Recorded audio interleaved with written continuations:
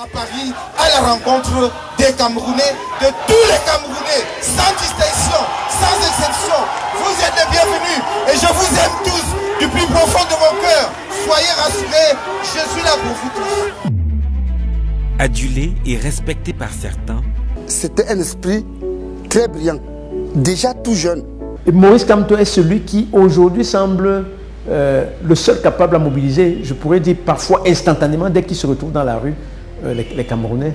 Donc pour moi, il a une place toute particulière. vilipendé et critiqué par d'autres. C'est un poltron, Kamto, parce qu'il n'arrive pas à dire voilà mon choix et je l'assume. Le président Paul Biya a dit forme de l'État, un et indivisible. Maurice Kamto, le leader de l'opposition camerounaise, ne laisse personne indifférent. Monsieur Maurice Kamto, il aime le peuple camerounais et le peuple camerounais l'aime. Et nous devons lui dire, la diaspora camerounaise est reconnaissante de tout ce qu'il est en train de faire.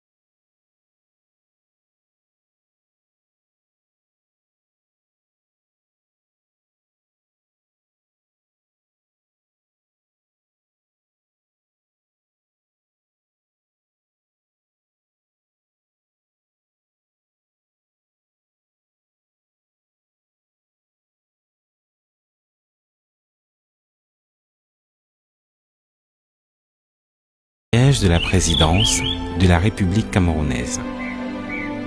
Sur ces autres images amateurs, on peut clairement distinguer un char de guerre stationné à l'entrée de la résidence de l'opposant où il s'y trouve avec sa famille. De manière évidente, le président du MRC, Maurice Kamto, et les siens sont assignés à sa résidence, comme il explique sur cette vidéo amateur enregistrée depuis sa résidence. Qu'est-ce que l'on nous reproche? Pourquoi nous sommes ainsi séquestrés? Car je ne sais pas d'ailleurs quel est le terme exact à employer ici. Si c'est une séquestration, un placement en résidence surveillée de fait, un blocus et que sais-je encore.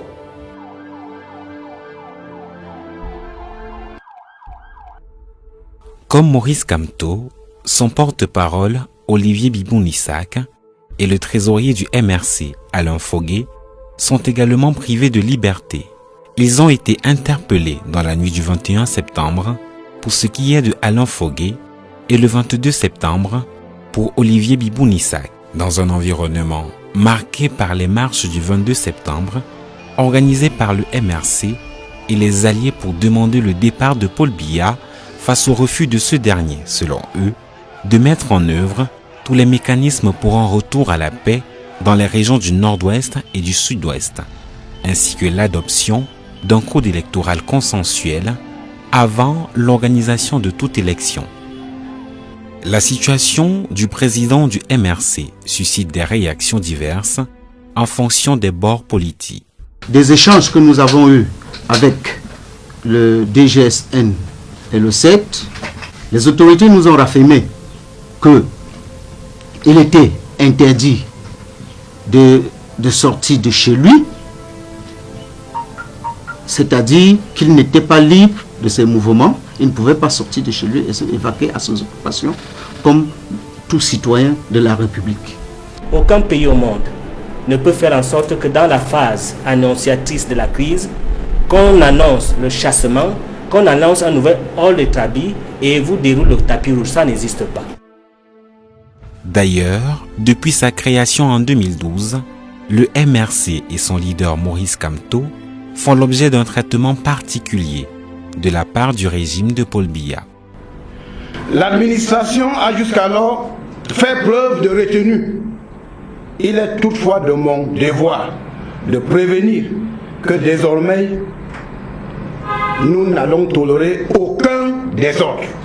Tous ceux qui seraient tentés de violer les lois de la République auront à en répondre devant les instances appropriées et subiront toute la rigueur de ces mêmes lois.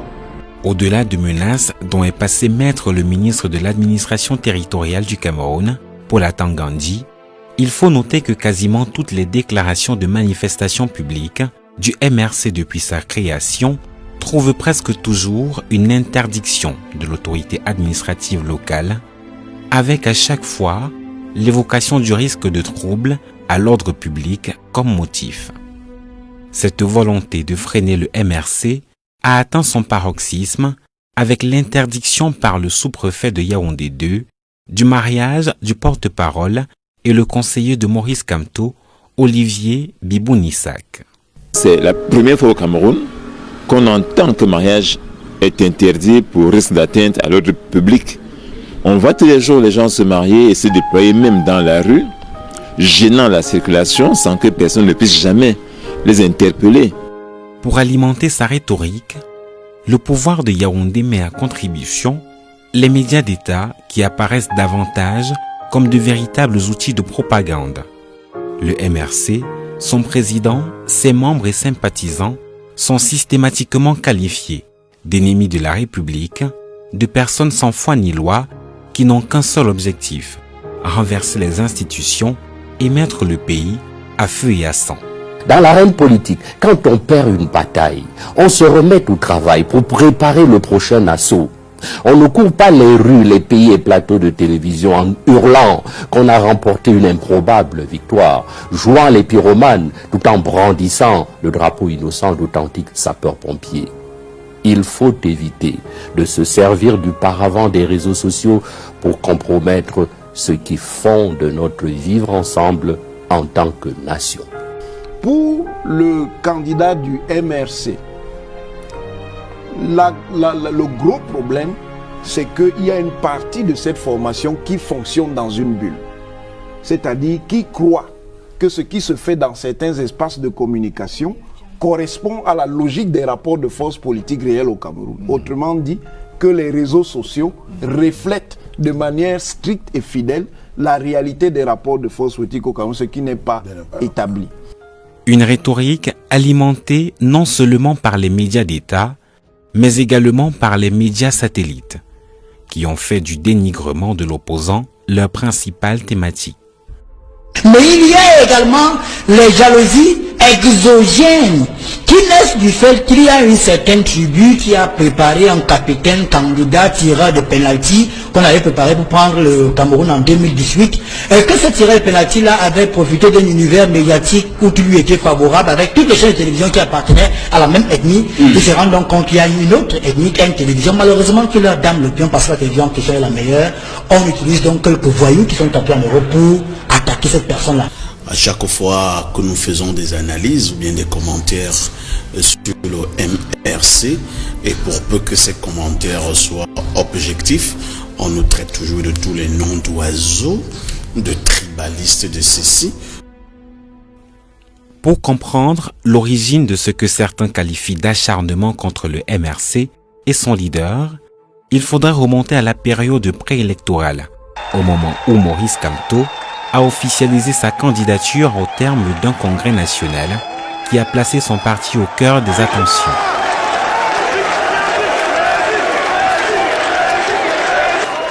Le succès presque inattendu de ce congrès a totalement rebattu les cartes. Le MRC venait par là de faire une véritable démonstration de force fruit de 6 années de travail de terrain dans l'ombre.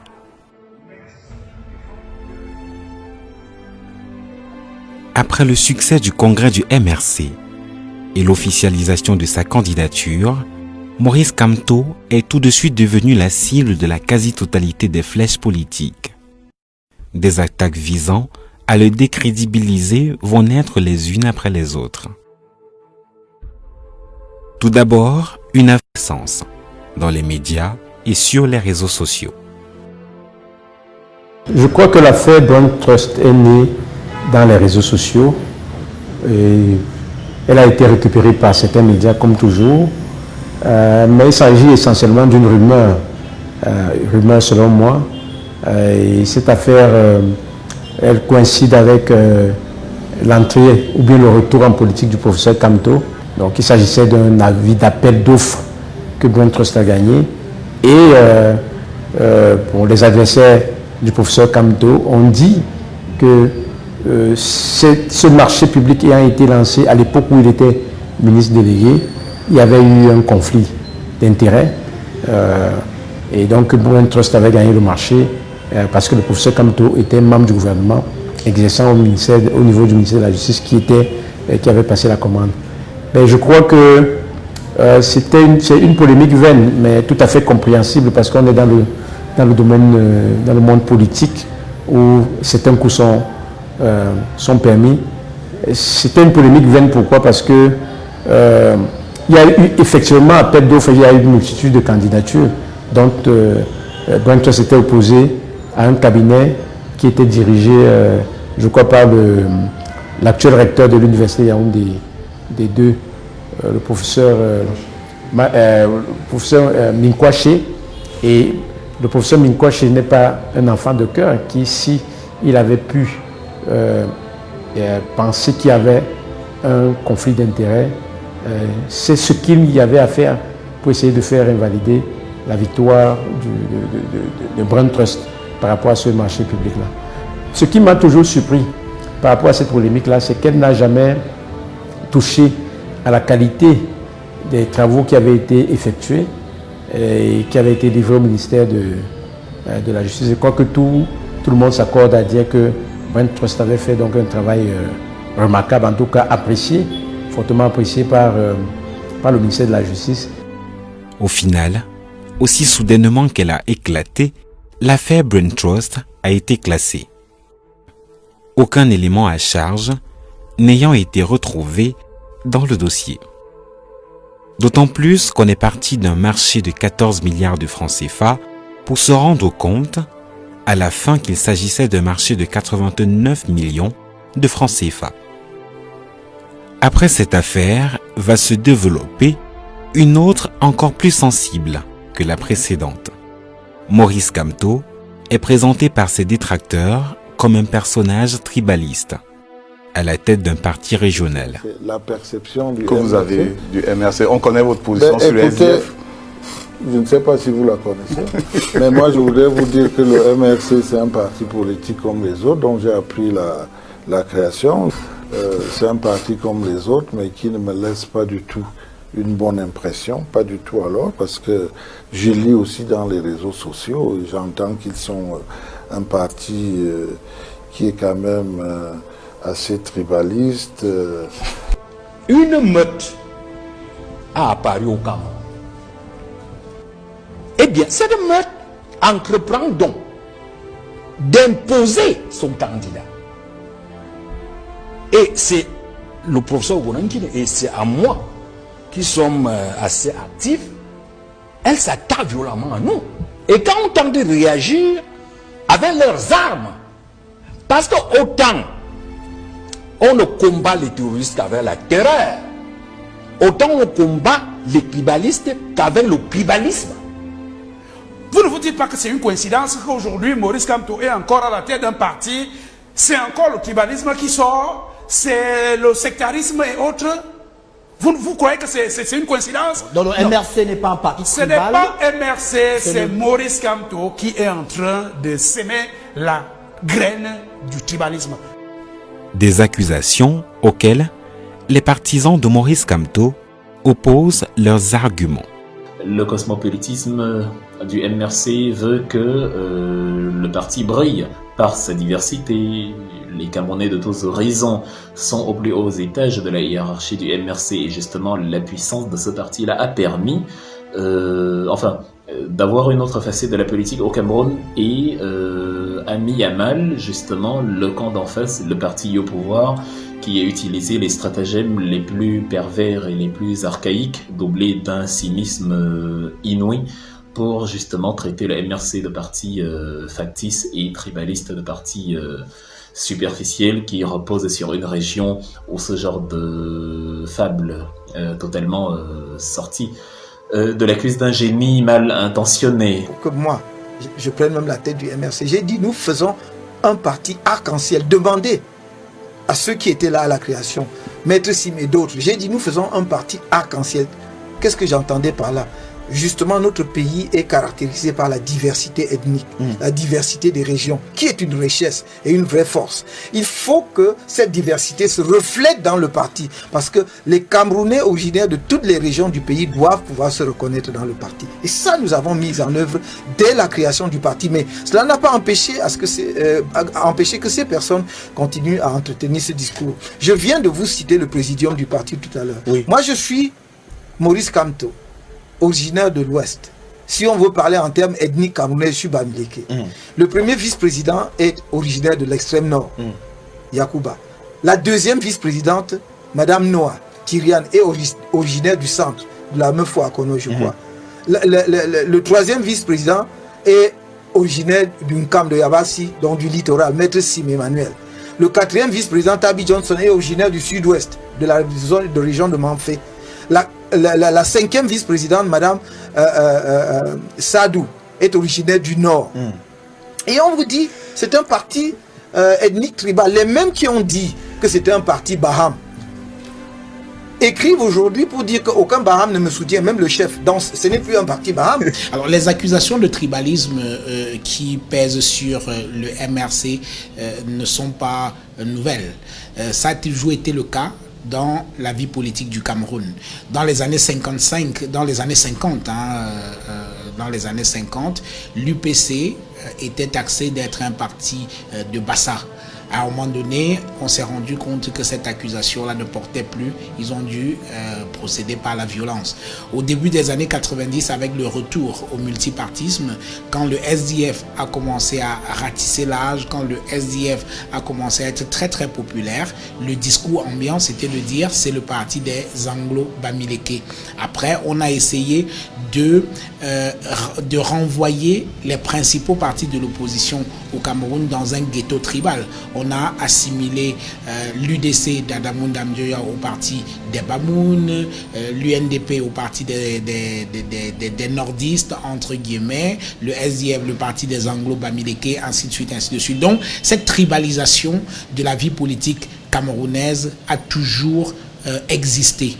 Il se trouve qu'en 2018, effectivement, le MRC, le parti du professeur Maurice Kamto, a donné des sueurs froides au pouvoir parce que il a montré une certaine capacité à pouvoir mobiliser au sein de l'opposition et ne pouvant pas, c'est une analyse personnelle, ne pouvant pas attaquer ce parti-là sur ce qu'il propose ou alors sur l'éthique de son principal leader, on a trouvé quelque chose de très très sensible, la corde tribale. Et vous savez que lorsque on touche à l'ethnie au Cameroun, ça devient très très sensible, c'est très clivant et ça a été le meilleur moyen pour le pouvoir de casser le mouvement pour la renaissance du Cameroun, d'essayer de le renvoyer dans un ghetto tribal, ce qui évidemment n'est pas vrai. Ce n'est pas le MRC n'est pas plus un parti tribal que le RDPC ou alors le SDF ou alors l'UDC, l'UNDP, etc.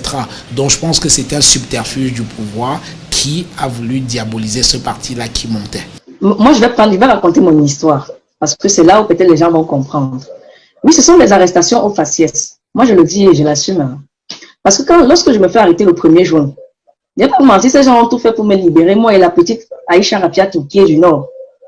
Ces gens ont tout fait pour nous libérer. J'étais en celui justement avec mon frère jumeau ici. Nous tous les trois, on a tout fait pour nous libérer. Ils sont venus me voir, ils m'ont dit, tu n'as rien à faire dans ces histoires-là, laisse les Bamileke. faire leur truc, faire leur désordre. Nous, on va te proposer un deal. Tu acceptes un emploi dans une société parapublique de ton choix. On te libère sans que tu ne partes en prison. Mais on veut que tu nous fasses une fleur. Signe un document disant que non seulement tu ne vas plus marcher, mais que tu démissionnes du MRC. Et là, je leur dis non, je ne ferai pas ça. Et déjà, votre emploi, je n'en veux pas. Cet emploi, vous me l'aurez proposé au lendemain de mon baccalauréat, je l'aurais accepté avec le sourire. Mais aujourd'hui, je suis arrivé à un niveau où ce n'est plus moi qui compte, mais c'est tout le Cameroun qui compte. Autre accusation, le MRC est taxé de parti régional, qui n'a d'ancrage qu'à l'Ouest Cameroun. Il faut regretter que la scène politique nationale se soit tribalisée. Elle s'est vraiment tribalisée.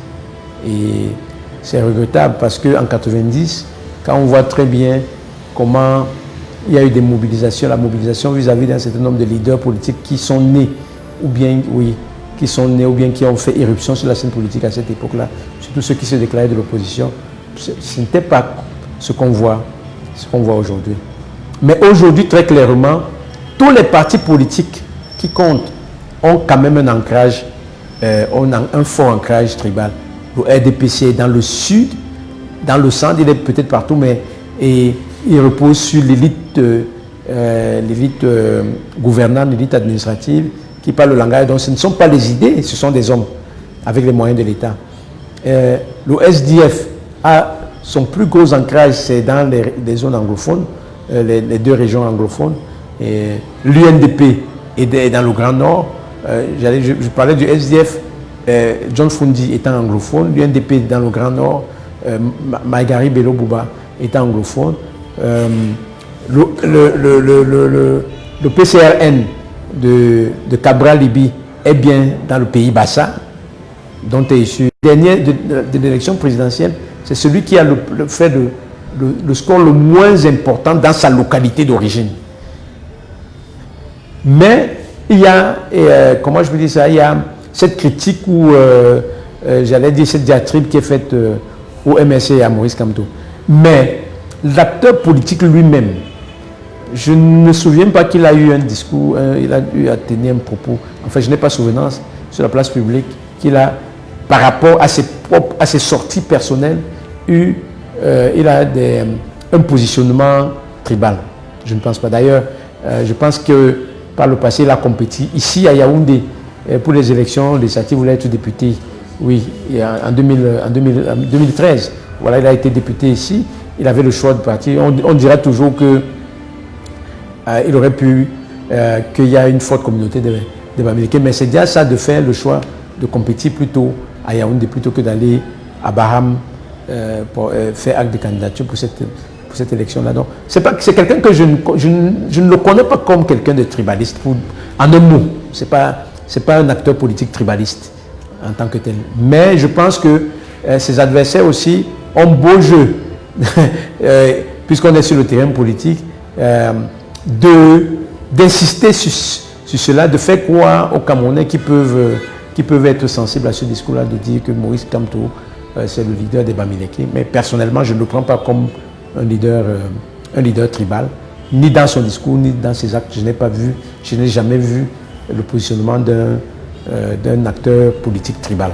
J'ai vécu ma jeunesse et mon adolescence dans un Cameroun où les problèmes ne se posaient pas en ces termes. On était très attachés à l'unité nationale. Et nous ne posions jamais, aussi loin que je m'en souvienne, et je peux vous assurer, j'ai eu plus que des camarades, des amis de différentes régions du Cameroun, du centre, du littoral. Ils sont vivants, ils me regardent, ils savent que je dis vrai, qu'on a dormi dans le même lit, qu'on a mangé le même tapioca à la cité universitaire. Et que le problème ne se posait pas de savoir tu viens de quel ethnie. C'était de dire tu as une meilleure note au partiel que moi, la prochaine fois je vais te dépasser. C'était ça.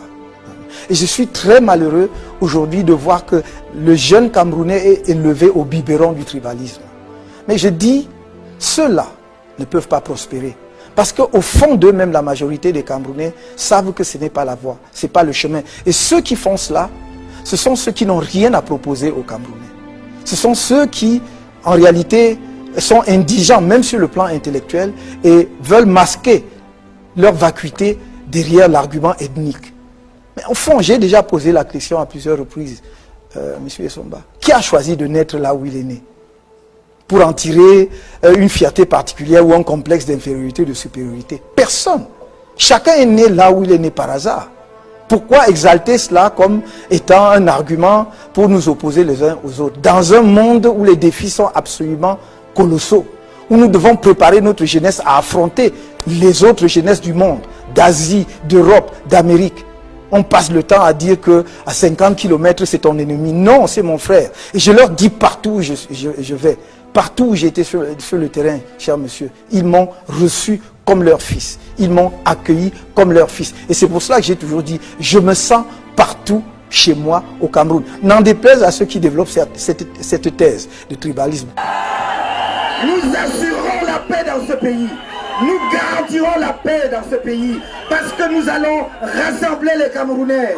Je vous ai dit, dès que vous m'aurez porté à la tête de ce pays, ma première sortie sera dans le nord-ouest et le sud-ouest pour régler le problème. Or, lors des élections législatives en 2013, le seul élu de ce parti l'a été dans la région du littoral. Et le MRC revendiquait également la victoire dans le Fondi, qui est dans la région du centre.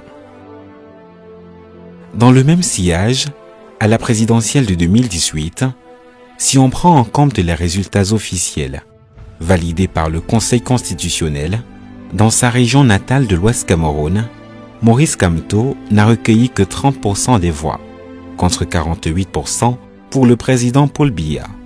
Il perd ainsi dans sa région d'origine, contrairement au président Biya qui, lui, a réalisé officiellement un score de 92% dans le sud, qui est sa région d'origine.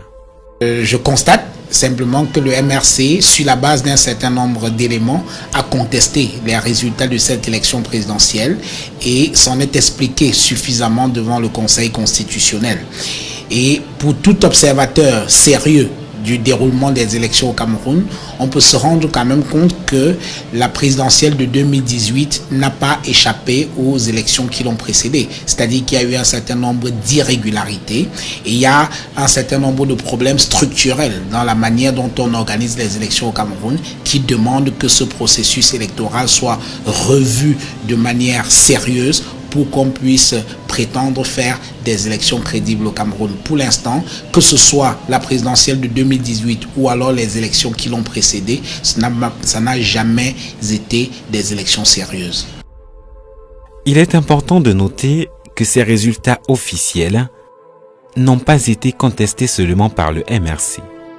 Certains autres candidats, notamment Cabral Libi, déclarés officiellement troisième par le Conseil constitutionnel, s'était clairement exprimé sur la question. Je vous annonce d'antan que les rapports incontestables que j'ai reçus de mes représentants sur le terrain remettent irréfutablement en cause les résultats proclamés par le Conseil constitutionnel. Vous avez tous assisté le 22 octobre 2018 à la consécration par cette institution du verdict fictif issu du simulacre électoral qui aura une fois de trop méprisé l'expression de la volonté du peuple. Moi je le dis, je suis constant. C'est l'opposition qui a gagné. C'est le peuple qui a gagné. Mais ils ont décidé de ridiculiser, d'humilier, de pousser ce peuple à bout. Moi je reste convaincu aujourd'hui qu'il y a une poignée de vampires qui dirigent le Cameroun et qui veulent absolument se nourrir de sang. La pilule de ces résultats officiels était d'autant plus difficile à avaler pour Kamto et ses alliés, car la manœuvre du régime avait pour une fois clairement été mise à nu, notamment avec l'affaire des faux observateurs de Transparency International. Bonsoir et merci de nous rejoindre sur France 24, c'est l'heure du journal de l'Afrique. Voici les titres. Cette conférence de presse surréaliste au Cameroun, 7 personnes se sont présentées comme des observateurs de Transparency International, ont été dithyrambiques sur le déroulé de l'élection présidentielle. Problème, l'ONG affirme n'avoir envoyé aucun observateur au Cameroun. Les détails de cette affaire dans un instant. Mais également, par la suite, la controverse autour de 32 procès-verbaux au niveau de la commission de recensement des votes ainsi que la présentation des PV non signés au cours du contentieux post-électoral. Ceux qui participent à une réunion où un procès verbal doit être dressé signent tous ce procès verbal. Toutes les pages qui contiennent la vérité doivent être signées. On ne peut non pas nous opposer un procès verbal où on a signé la dernière page et que la page qui est essentielle avec les résultats n'est pas signée. Soyons sérieux. Les débats sont clos. Monsieur le Président, ce n'est pas clos. Monsieur le Président, attend, c'est vous qui clôturez.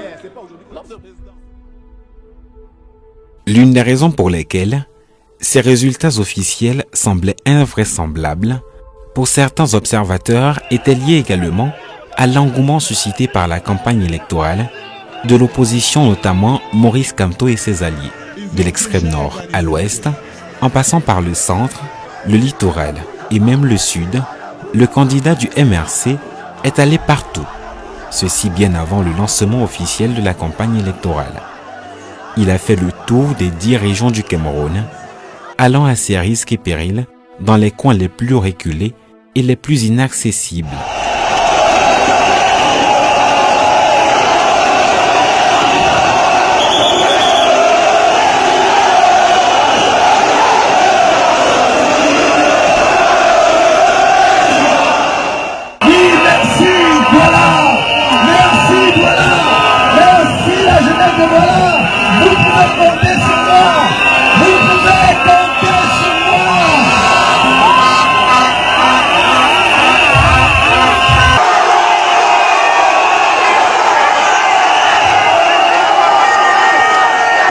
Vous-même, vous examinez les 9 candidats là.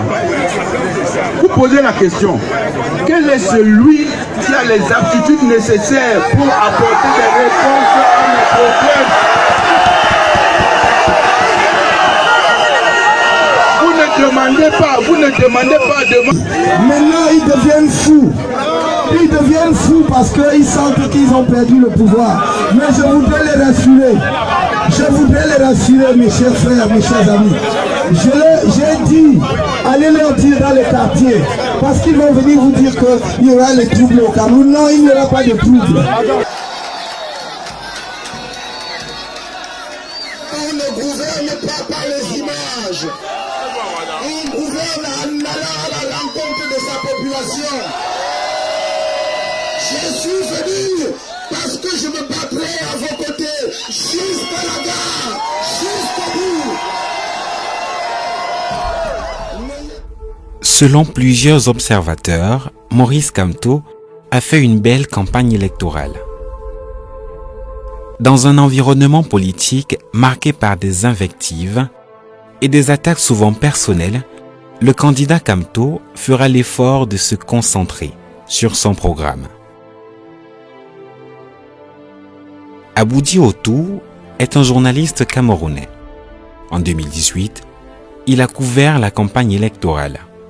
Il a interrogé plusieurs candidats et a eu le temps de se faire une idée du programme de chacun. L'élection de 2018 a été particulière. Elle a été particulière parce que nous étions dans une configuration où tout, ou bien la majorité des partis politiques qui concouraient à cette élection avaient proposé des programmes politiques, à l'exception du parti au pouvoir qui n'a pas proposé de programme de gouvernement. Donc, c'était un peu, on était un peu dans une configuration particulière parce que les élections passées, c'était plutôt le parti au pouvoir qui se moquait des partis de l'opposition qui n'avaient rien de concret à proposer et qu'ils n'avaient qu'un seul programme, celui de Paul Biya Mosgou. Le professeur Maurice Kamto a fait des propositions qui m'ont semblé intéressantes. Moi, je me suis particulièrement intéressé à son programme économique que j'ai trouvé, de mon point de vue, cohérent.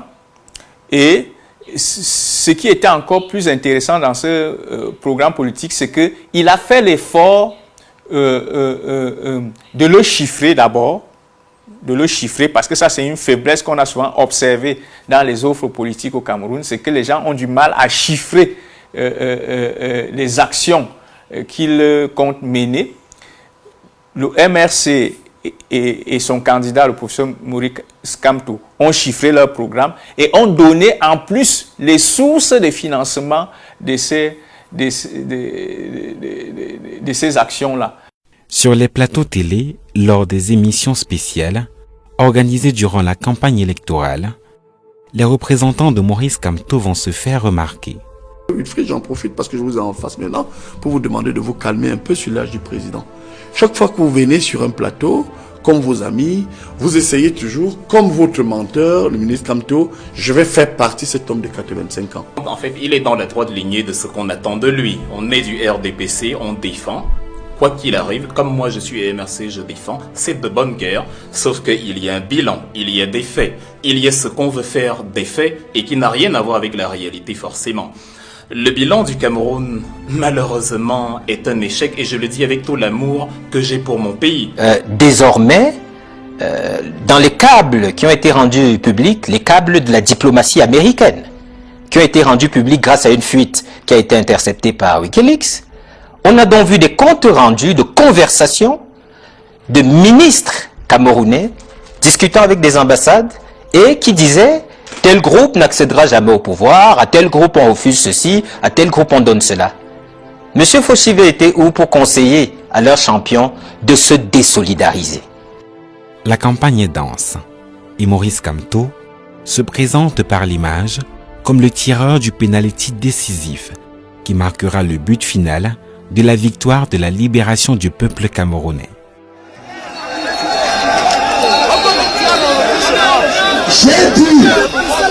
J'ai dit que je serai votre tireur de pénalty. Je serai votre tireur de pénalty. Et je dis à nouveau que mes autres amis de l'opposition viennent. Nous ne cherchons pas le pouvoir pour gouverner seul. Sinon, nous n'aurions pas fait la coalition avec Eric Ine et les autres partis alliés, avec Penda Ekoka qui a une association importante qui s'appelle Agir, avec Valsero. Je dois dire que je l'ai trouvé vraiment déterminé. Il était engagé. Il montrait son envie de convaincre les Camerounais à adhérer au programme de gouvernement qu'il proposait à l'occasion de cette élection. Incontestablement, il a redynamisé la politique, il a redynamisé le jeu politique qui était devenu un peu trop, comment on va dire, un peu trop calme de mon point de vue. C'est-à-dire que il est venu avec de nouvelles façons de faire, une nouvelle énergie, plus de détermination, qui ont en quelque sorte un peu troublé la tranquillité du régime en place. C'est le MRC qui est le plus grand animateur de la scène politique aujourd'hui, quel que soit ce que son parti politique fait. C'est ça qui est, comment je veux dire, c'est ça qui cristallise les analyses, qui cristallise les discussions, et souvent ça conditionne un peu, j'allais dire, les actions, les réactions des autres acteurs politiques. De son côté, le camp du président sortant met tout en œuvre pour décrédibiliser le candidat Kamto. Acculé de toutes parts, Maurice Kamto se voit quelquefois obligé de répondre à ses détracteurs.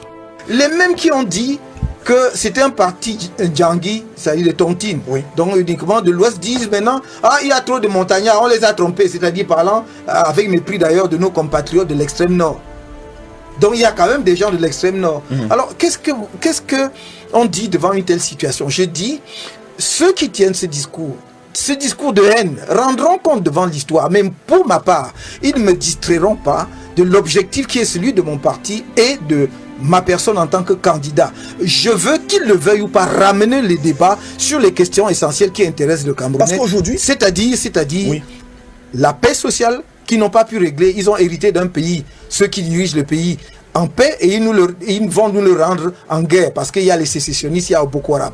Je veux que l'on discute de l'avenir de la jeunesse qui est rongée par un cancer qui s'appelle le chômage, qui n'arrive pas à résoudre. 80% de taux de chômage dans la jeunesse camerounaise. Et au lieu de s'attaquer à ça, on distrait les jeunes Camerounais en les montrant les uns contre les autres.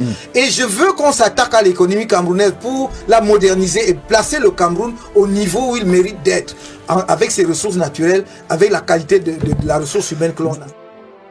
Plus surprenant encore, Maurice Kamto prendra la défense même de ses plus grands détracteurs. Lorsque ceux-ci sont pris à partie par des militants déchaînés sur les réseaux sociaux, il appelle à l'apaisement, au respect de la dignité humaine et surtout au droit de chacun de penser différemment. C'est ainsi que, contre toute attente, il prend la défense du professeur Mathias Errico Onangini, l'un de ses plus fervents pourfendeurs, qui subissait les injures très violentes de certains activistes se réclamant de lui sur les réseaux sociaux, et il fera de même plus tard pour le journaliste Ernest Obama lorsque ce dernier tombera en disgrâce auprès de son patron. Dans le même ordre d'idées, il prendra ses distances vis-à-vis des extrémistes de tous les bords, notamment l'incontrôlable écrivain Patrice Nganang. Nganang, quand je l'exaltais comme écrivain, je crois que je n'inventais rien. Ce n'est pas moi qui lui ai donné tous les prix littéraires qu'il a obtenus. Donc il me semblait que quelqu'un dont on a reconnu le talent au niveau international, dans divers pays où la littérature tient une place de choix, pouvait être présenté aux jeunes Camerounais comme étant un exemple. Mais je ne peux en aucune façon me sentir solidaire de quelque manière que ce soit des propos d'un citoyen qui dérape dans l'appel au meurtre. Et j'ai dit c'est inacceptable, c'est insupportable. Je ne peux pas dire que les Camerounais, tout Camerounais est cher à mes yeux, et accepter qu'un Camerounais appelle au meurtre d'un autre Camerounais. Comment voulez-vous que moi, qui, avant même d'entrer en politique, et tous ceux qui me connaissent le savent, a toujours prêché l'unité des Camerounais, a toujours prôné le rassemblement. Prenez tous mes écrits, prenez tous mes livres. Tous mes commentateurs ont cherché, ils vont découper les phrases, mais ils ne trouvent rien. Parce que non seulement je l'écris, mais je le pratique et je le vis.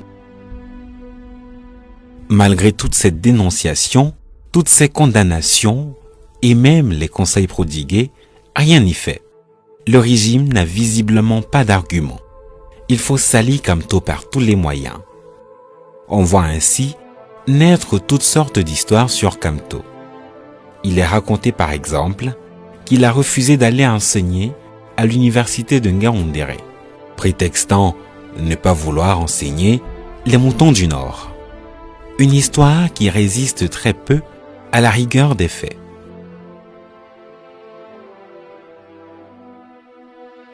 Le régime ne recule devant rien. Il est désormais clair, Kamto fait peur. Et il faut l'abattre par tous les moyens. Portez-moi plainte. Je vais vous montrer la vidéo.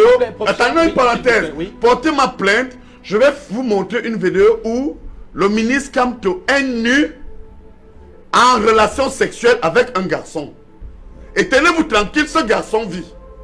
Eh bien. Je vous le dis, portez-moi plainte parce que nous sommes en pleine campagne.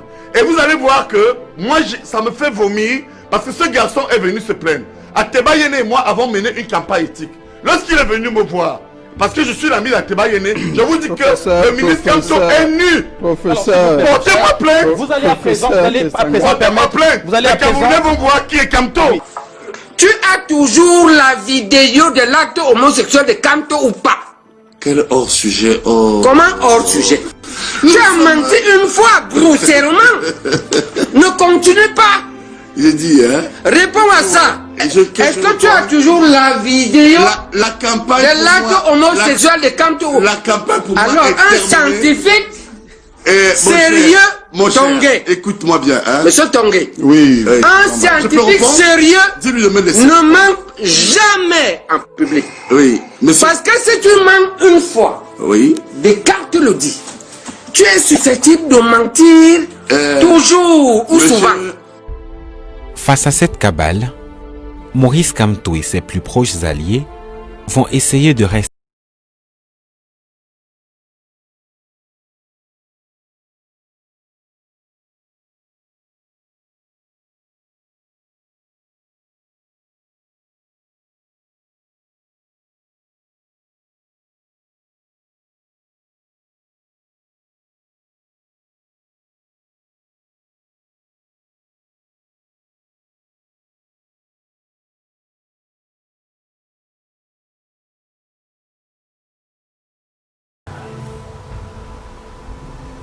j'ai un sentiment mitigé par rapport à l'utilisation des réseaux sociaux. Si le candidat a utilisé les réseaux sociaux pour passer ses messages, mais il n'a pas, à mon sens, bien réussi à canaliser l'ensemble de ses sympathisants sur les réseaux sociaux. De sorte que, alors que lui voulait faire passer les messages sur son action et sur les idées qu'il proposait, un ensemble de personnes se revendiquant de lui ont plutôt brouillé sa communication en insistant plutôt sur des conflits. Bon, même si on leur concède l'argument selon lequel ils répondaient à des attaques, toujours est-il que ça a été contre-productif pour le MRC parce que ça a fait ce qu'on appelle en communication un bruit qui a masqué le message que souhaitait passer le candidat du MRC. Malgré cet environnement extrêmement tendu et violent, Maurice Kamto restera dans la logique d'ouverture, à tendre la main aux autres leaders de l'opposition pour la mise en place d'une coalition.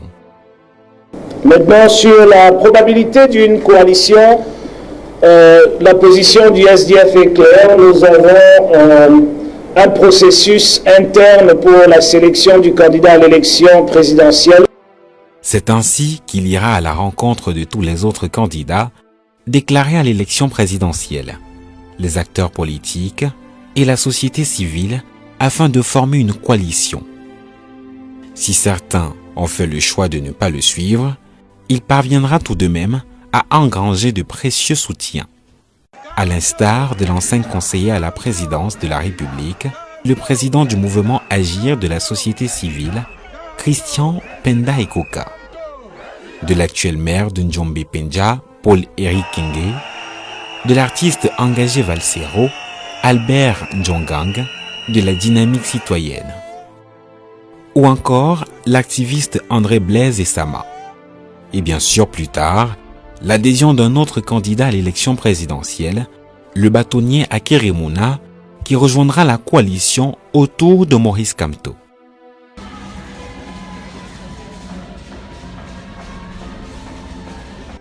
Le 7 octobre, jour de l'élection présidentielle, le scrutin fait l'objet de plusieurs controverses. L'opposition dénonce des cas de fraude, d'intimidation.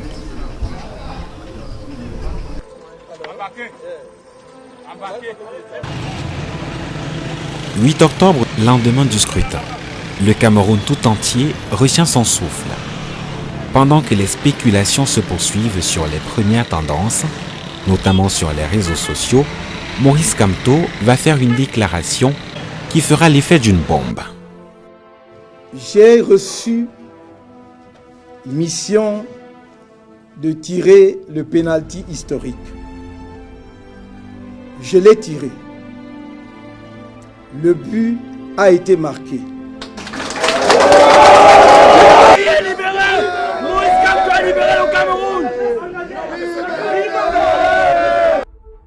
Une déclaration qui fera date et qui marquera les esprits.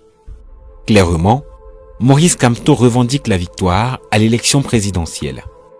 Cette annonce inattendue va mettre en branle le régime de Yaoundé qui va alors user de tous les moyens pour ne pas laisser prospérer l'idée selon laquelle Maurice Kamto aurait gagné l'élection. Oh là là, je suis atterré. C'est mon brillant étudiant. C'est également un brillant collègue. Alors j'ai une chose à dire qui est à mon avis très simple. Le politicien a déshabillé l'agrégé.